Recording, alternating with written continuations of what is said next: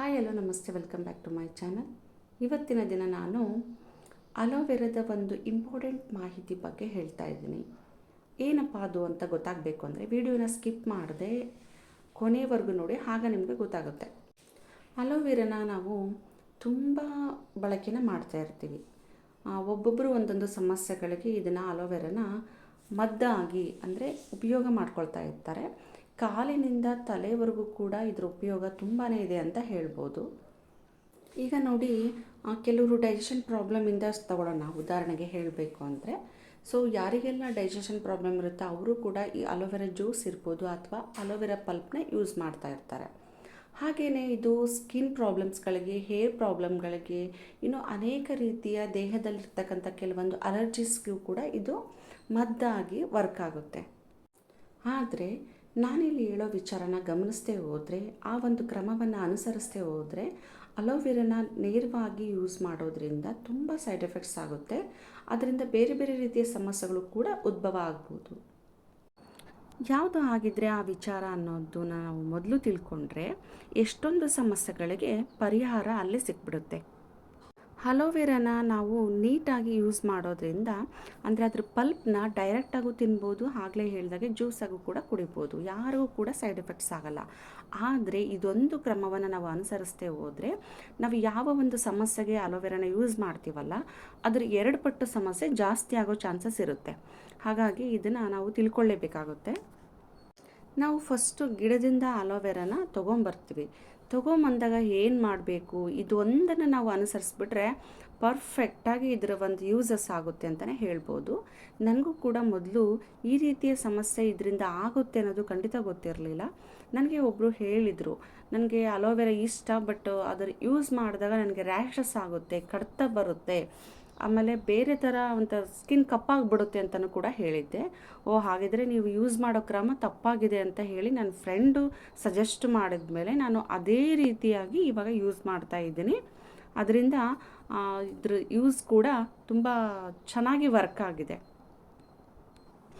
ಹಾಗಿದ್ದರೆ ಅದೇನು ಅಂತ ಹೇಳೋದಕ್ಕೂ ಮೊದಲು ನನ್ನ ಚಾನಲ್ನ ಸಬ್ಸ್ಕ್ರೈಬ್ ಮಾಡದೆ ನೋಡ್ತಾ ಇದ್ದರೆ ಪ್ಲೀಸ್ ಸಬ್ಸ್ಕ್ರೈಬ್ ಮಾಡಿ, ಹಾಗೆ ಪಕ್ಕದಲ್ಲಿರೋ ಬೆಲ್ಲೈಕನ್ನ ಪ್ರೆಸ್ ಮಾಡಿ ಆಲ್ ಅಂತ ಕೊಡಿ. ನಾನು ಹಾಕೋ ಎಲ್ಲ ವೀಡಿಯೋಸ್ ನೋಟಿಫಿಕೇಷನ್ ಕೂಡ ನಿಮಗೆ ಬಂದು ರೀಚ್ ಆಗುತ್ತೆ. ಬನ್ನಿ, ಹಾಗಿದ್ದರೆ ನಾವು ಈ ಇಂಪಾರ್ಟೆಂಟ್ ಆಗಿರ್ತಕ್ಕಂಥ ಮುಖ್ಯವಾಗಿರ್ತಕ್ಕಂಥ ಮಾಹಿತಿ ಬಗ್ಗೆ ತಿಳ್ಕೊಳ್ಳೋಣ. ನೋಡಿ, ನಾವು ಕಟ್ ಮಾಡ್ಕೊಂಡು ಬರ್ತೀವಿ ಅಲೋವೆರಾನ. ಅದು ಬ್ಲೇಡಲ್ಲಾದರೂ ಆಗಿರ್ಬೋದು ಅಥವಾ ಅದನ್ನು ಈ ರೀತಿ ಬೆಂಡ್ ಮಾಡಿದರೆ ಅದಾಗದೇ ಕಟ್ ಆಗಿಬಿಡುತ್ತಲ್ವಾ. ಸೊ ಇಲ್ಲಿ ಗಮನಿಸ್ತಿರ್ಬೋದು ನೀವು, ಇದರಲ್ಲಿ ಯೆಲ್ಲೋ ಕಲರ್ ಲಿಕ್ವಿಡ್ ಕಾಣಿಸ್ತಾ ಇದೆ.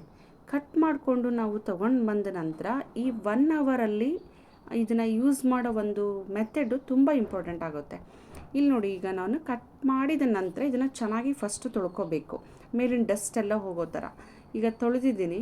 ತೊಳೆದಾದ ನಂತರ ಇದನ್ನ ಇಲ್ಲಿ ನಿಮ್ಗೆ ಕಾಣಿಸ್ತಾ ಇದೆ ಅಲ್ವಾ, ಯೆಲ್ಲೋ ಕಲರ್ ಜೆಲ್ಲು, ಇದು ಸಮೇತ ನಾವು ಯೂಸ್ ಮಾಡೋದ್ರಿಂದನೇ ಆ ರ್ಯಾಷಸ್ ಇರ್ಬೋದು, ಅಲರ್ಜಿಸ್ ಇರ್ಬೋದು ಸ್ಟಾರ್ಟ್ ಆಗೋದು. ಹಾಗಿದ್ರೆ ಇದನ್ನು ಹೆಂಗೆ ತೆಗಿಬೇಕು ಅಂದರೆ, ಪಲ್ಪ್ನ ಕಟ್ ಮಾಡಿ ತೊಳೆಯೋದಲ್ಲ, ತಂದ ನಂತರ ಅದನ್ನು ನೇರವಾಗಿ ಗೋಡೆಗೆ ನಾವು ಕಟ್ ಮಾಡಿರ್ತಕ್ಕಂಥ ಭಾಗನ ನಾವು ಕೆಳಮುಖವಾಗಿ ನಿಲ್ಲಿಸಿದಾಗ ಅಟ್ಲೀಸ್ಟ್ ಒಂದು 30 ಮಿನಿಟ್ಸ್ ಅಥವಾ ಬೇಡ, ಚೆನ್ನಾಗಿ ಇನ್ನೂ ನಮಗೆ ಕಂಪ್ಲೀಟಾಗಿ ಅದರಲ್ಲಿರ್ತಕ್ಕಂಥ ಯೆಲ್ಲೋ ಕಲರ್ ಎಲ್ಲ ಜೆಲ್ಲು ಹೊರಗಡೆ ಹೋಗಲಿ ಅಂದರೆ 1 ಅವರ್ ಇಟ್ಬಿಡಿ. ನೀವು ಉಪಯೋಗ ಮಾಡೋದಕ್ಕೂ ಮೊದಲು 1 ಅವರ್ ಈ ರೀತಿಯಾಗಿ ಕಟ್ ಮಾಡಿರೋ ಭಾಗ ತಲೆ ಕೆಳಗಾಗಿ ಇಟ್ಟಾಗ ಎಲ್ಲ ಯೆಲ್ಲೋ ಕಲರ್ ಜೆಲ್ಲು ಕೂಡ ಹೊರಟೋಗ್ಬಿಡುತ್ತೆ. ಆ ಯೆಲ್ಲೋ ಕಲರ್ ಜೆಲ್ ಸಮೇತವಾಗಿ ಯಾರೆಲ್ಲ ಯೂಸ್ ಮಾಡ್ತಾ ಇದ್ದೀರಲ್ಲ, ಖಂಡಿತವಾಗ್ಲೂ ನೀವು ಯಾವ ಒಂದು ರೀಸನ್ಗೆ ಅಲೋವೆರಾನ ಯೂಸ್ ಮಾಡ್ತಿರಲ್ಲ, ಅದು ವರ್ಕ್ ಆಗೋದಿಲ್ಲ. ಅದು ಕ್ಯೂರ್ ಮಾಡೋದಕ್ಕಿಂತ ಇನ್ನೂ ಸಮಸ್ಯೆನ ಜಾಸ್ತಿ ಮಾಡುತ್ತೆ ಆ ಯೆಲ್ಲೋ ಕಲರ್ ಜೆಲ್ಲು.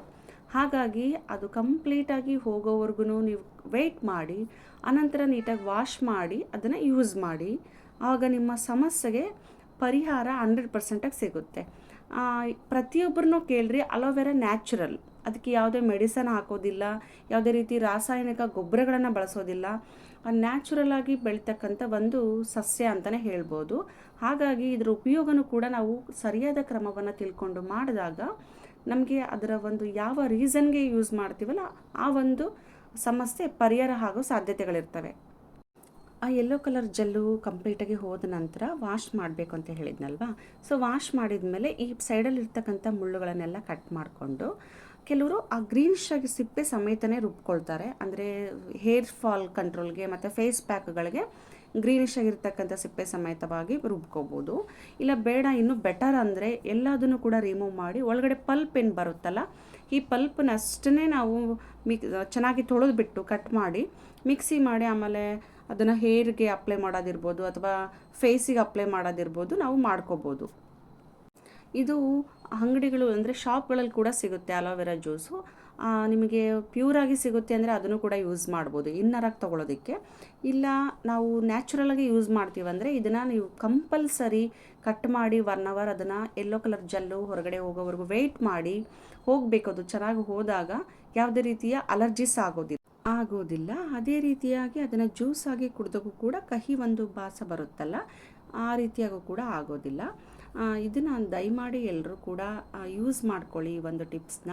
ಹಾಗಾಗಿ ನಿಮ್ಮ ಸಮಸ್ಯೆಗಳಿಗೆ ಇದರಿಂದ ಆಗ್ತಕ್ಕಂಥ ಯೂಸಸ್ನು ಕೂಡ ನೀವು ಪರ್ಫೆಕ್ಟಾಗಿ 100% ಆಗಿ ರಿಸಲ್ಟ್ನ ತೊಗೋಬೋದು.